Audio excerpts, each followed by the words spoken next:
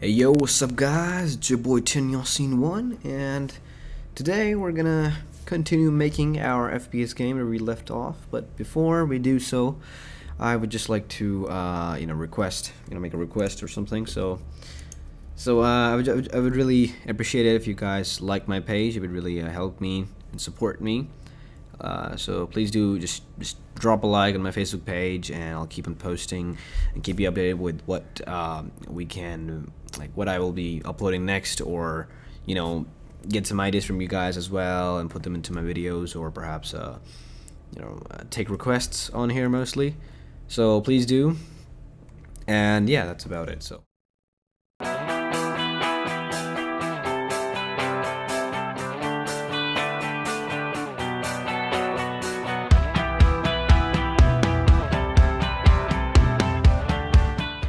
Okay, so without any further ado, let's get started. So let me just open up Unity here. So this is where we pretty much left off, with just some blocks and all kinds of stuff.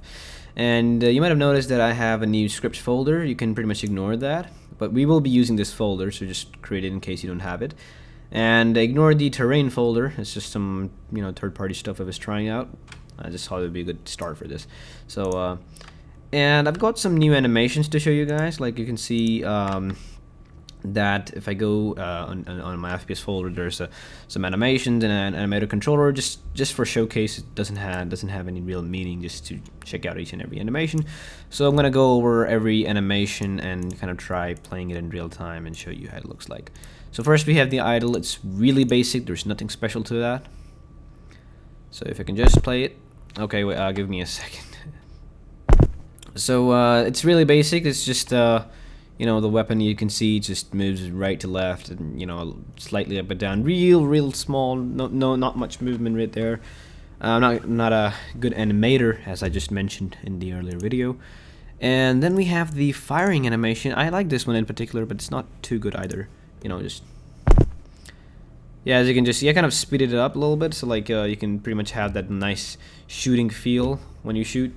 And then we have the reloading, which actually I tried to make it funny, but I think that because if you see that this model doesn't have any separate parts, like it's a complete one single object, and while you can actually just break down the mesh, you can separate this part from this part and the trigger and all that kind of stuff. But I thought that why not just use this as an opportunity and try to make something funny. Although as I'm not a good animator, it ended up being horrible. But just check this one out. So the guy can't open up the or drop down the magazine, and he tries his best, and a pretty basic one.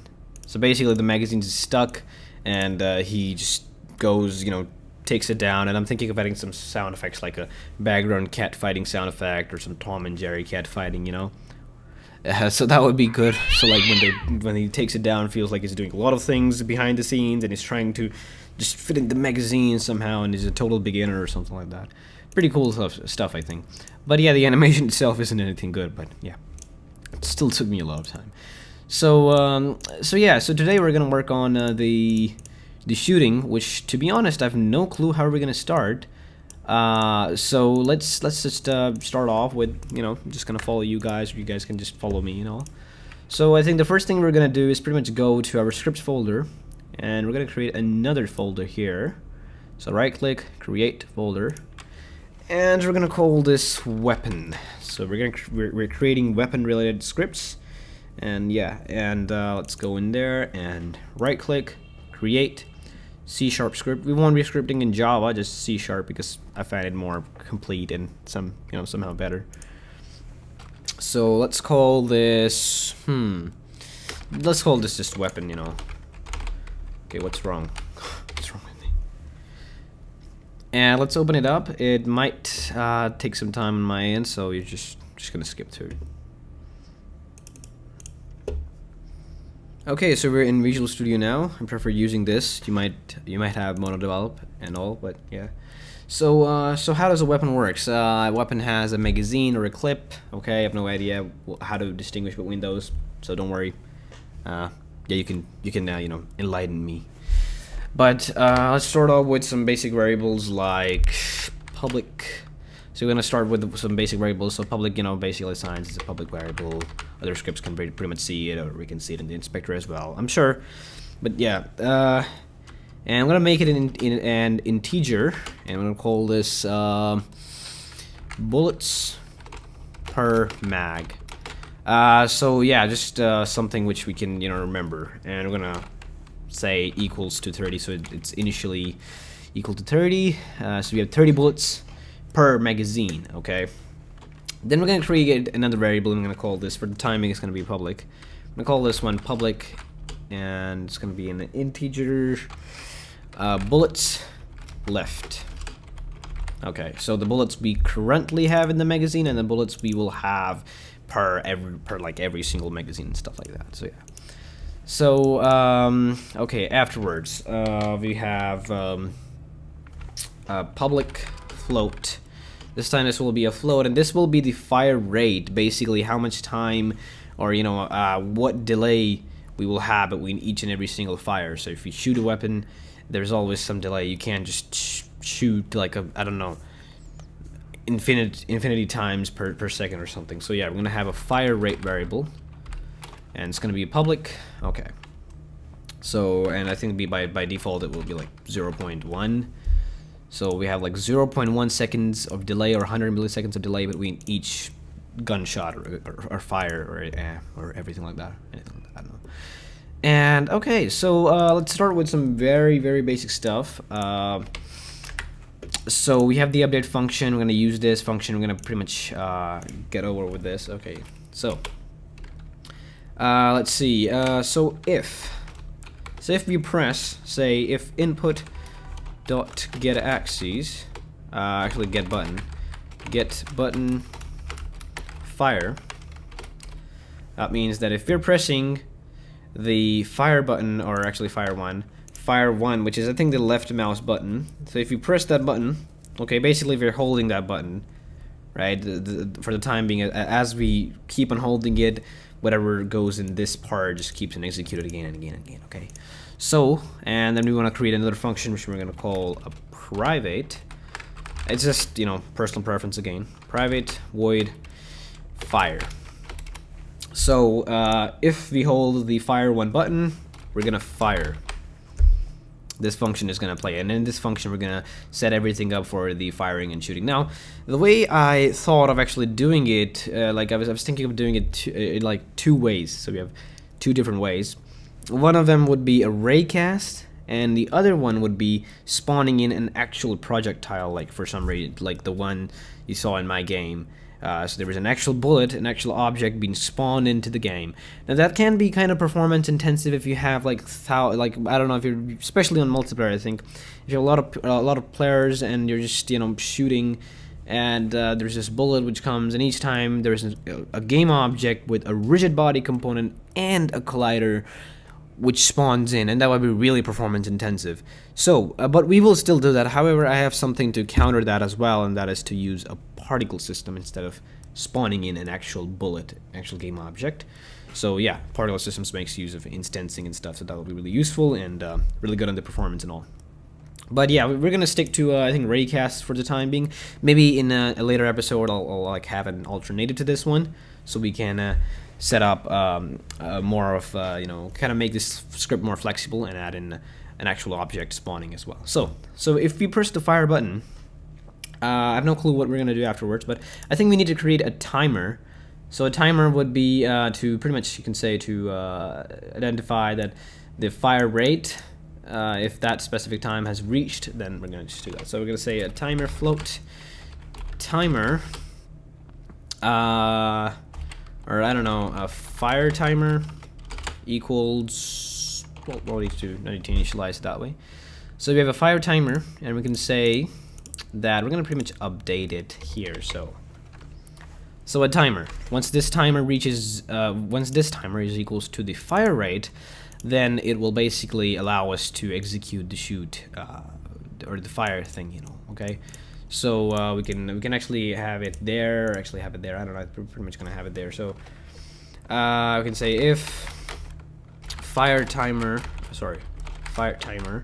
is less than fire rate, I'm going to say fire timer plus equals to time, the delta time. So we're basically adding in seconds. Now this isn't exactly the time, the delta time value won't be like you know, the same at each frame. It's basically you know, the time. So say our game plays so the update function plays like once per frame. Basically, if your game is like 60 frames per second, it will play once per, like 60 times in a second, basically, not once.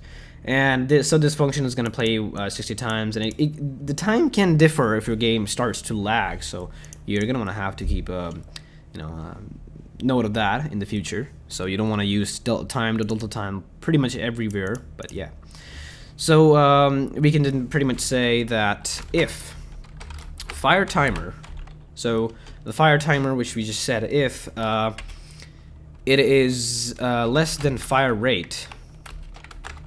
Okay, so if it's less than fire rate, then return. So if the delay, or whatever delay we set it up, if it's not finished, okay, so if the fire timer is not equals to the fire rate's value or greater than that, then we won't play the fire function. Okay, nothing will happen if you press the left mouse button or anything like that. And yeah, pretty much then we can to test this, we can just add a debug.log, and we just call this, I don't know, okay, fired, I don't know if that makes sense. Okay, so if we go back to our Unity, or if we go back to the Unity editor now, we can pretty much you know, put this, drag and drop this over to our weapon, the main weapon, so inside of the weapon holder. So I'm just gonna drag and drop this here, and it has some variables, and no need to really mess up with those, but we can pretty much like say set this up to 0.5, and if I try playing, just keep note here that if I try pressing the left mouse button, actually it played it. Okay, wait, never mind. Actually, we need to do one thing. You also need to say fire timer equals 0.0. So each time we fire, we need to reset the fire timer as well. Let's just add some comments here. Reset fire timer. And I don't know.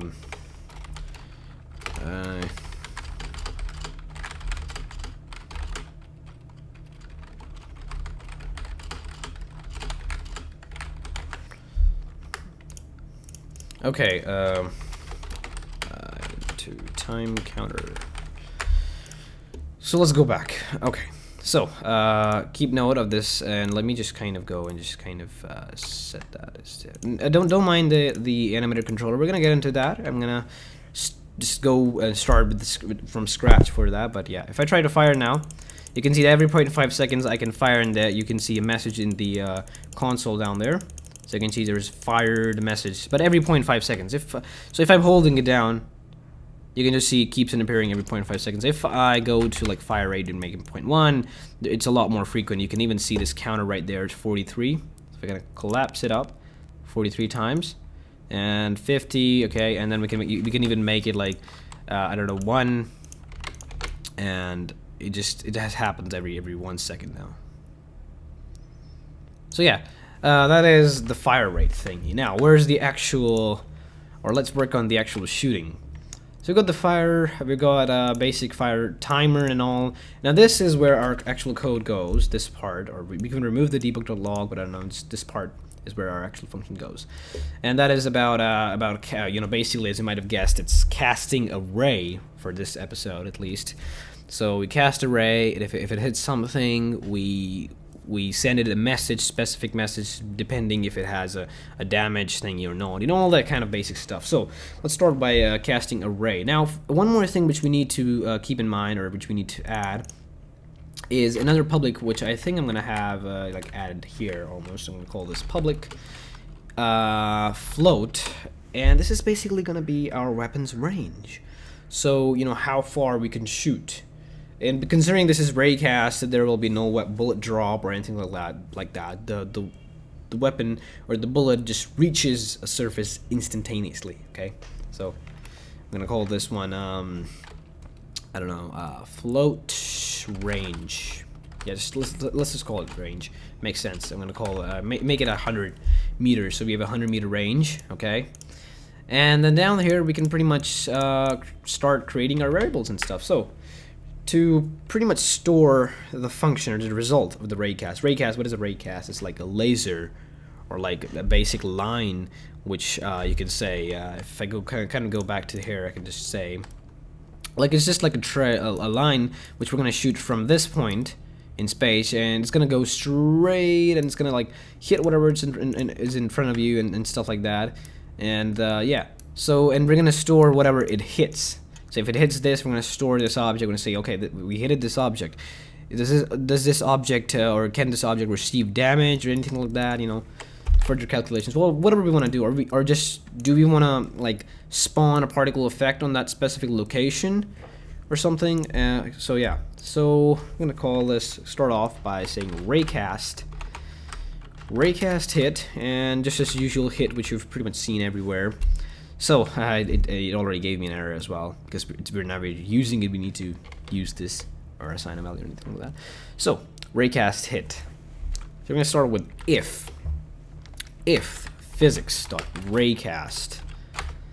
Now physics.raycast, we're trying to cast a ray. Now it asks for the position, the starting point, and to be honest, I'm not sure what starting point it should be. It probably should be like. Okay, it definitely should not be that. We need to create another variable, and we need to call that shoot point. So we can create another variable down here, public transform shoot point, and this is going to be a basic transform, just a basic object, empty object, which is where the ray is going to start or something like that. So I'll say, so the ray starts from shoot point dot position, starts from this point. Okay, why not? But anyways, it starts from this point, don't worry about the error, and it goes straight ahead. So straight ahead basically means just straight. We're not minding trying to shoot it to the center of the camera just yet. We're just shooting it straight wherever the weapon takes us, okay? So transform, actually, sorry, not transform, shoot point dot transform dot forward. And it will be off like, you know, out hit. That basically means that whatever result of whatever it hits will be stored in this hit variable. Sorry, I just can't. And for how long this goes, that will be the range. So it goes, it's like 100 meter long, 100 meter long ray, which you know, the result is stored in the hit variable basically. So let's go down there, okay. And then we can pretty much say, let's move this debug.log function here. We can say hit dot transform dot name. So basically this means that whatever we hit it, we're fetching its name. We're gonna say, or like, you know, found. Let's say. So this object was found using this ray. It basically means that. Let's kind of try to add not too many of those spaces and stuff. It kind of makes it really weird. And okay, so let's go back to our editor now. Now there's nothing special, as you can see. Nothing too special going on. But we're just setting up the basics, or the base.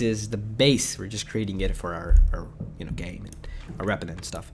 So we're gonna start off by assigning the shoot point. So if I go to my FPS, you know, the weapon, I'm gonna just right click on this. I'm gonna call this create empty. Just gonna do that, and I'm gonna pretty much move this almost in front, or as much as I possibly can, like almost in front of the actual weapon here.